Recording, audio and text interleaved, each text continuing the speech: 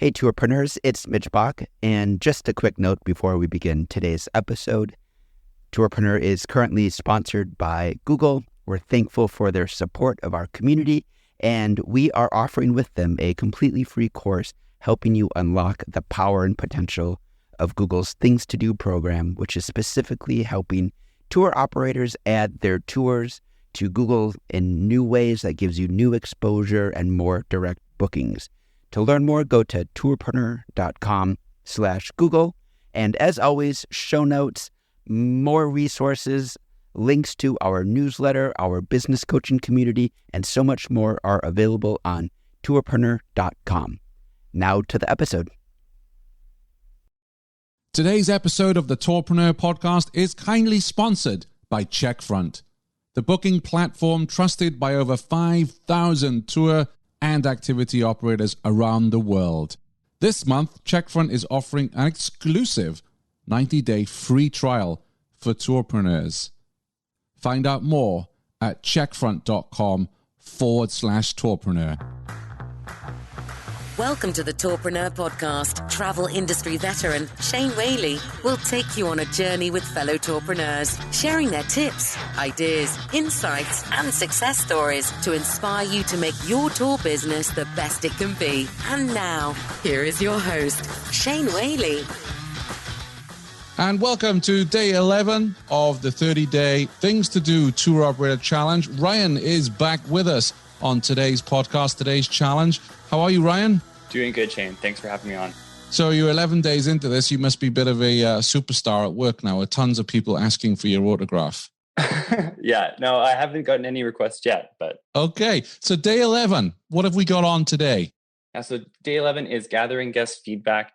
Gathering guest feedback is often something that might be overlooked, but it's an important part because by gathering feedback, you can get little bits of insight about things that maybe you should stop doing, or things that you're doing really well and that customers are loving, so you can do even more of those things. Okay, so there's a lot in that to unpack when it comes to gathering guest feedback. I mean, there's whole kind of companies you can hire to do that for you. So what are some good questions that we can ask when we're looking for guest feedback? Yeah, so generally we'll use some sort of notification. And if you don't have a booking system that has notifications, there are other options. But things to include in the questions that you ask customers is try to keep them always open-ended, because that way you'll get the most amount of qualitative information from the customer, or most amount of information from the customer. So I've got 3 examples here, but we've actually included a lot more on the worksheet. One is, what's one thing of our website that's missing? That could be a contact form. You'll get a bunch of good information from that. Another one is, what could we add to our tour to make it better? Another great one.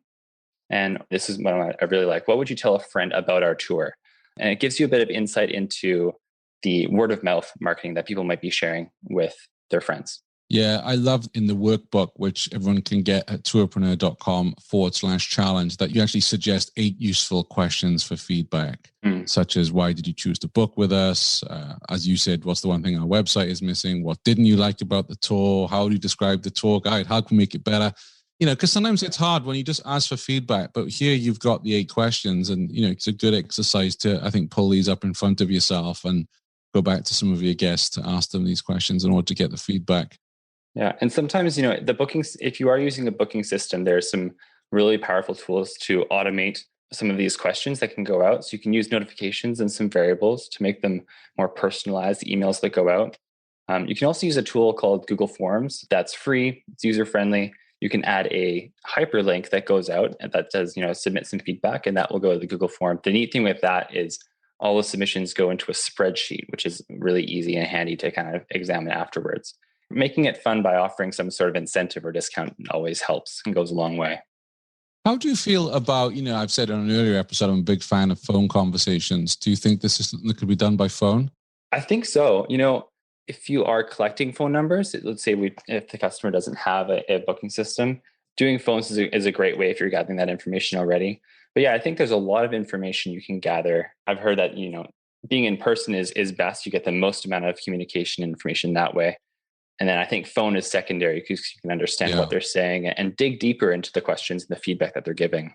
Yeah, I just mentioned that because sometimes, I'll get a survey through for a product I've bought or, a service that I've used, and, I'll fill it in on Saturday, and Saturday never comes. Whereas if someone calls me, I mean, if I have that conversation, but then not everybody is open to phone calls either. So it's tricky, but it's something I would say is not to ignore the phone as well, especially if they are fairly local, if we're taking local bookings right now. Absolutely. So that's day 11, gather guest feedback. It's crucial for us. So we will see you on day 13, Ryan. Sounds good. Thanks for listening to the Tourpreneur podcast. Be sure to visit tourpreneur.com to join the conversation and access the show notes, including links to the resources mentioned on today's episode. This is Tourpreneur.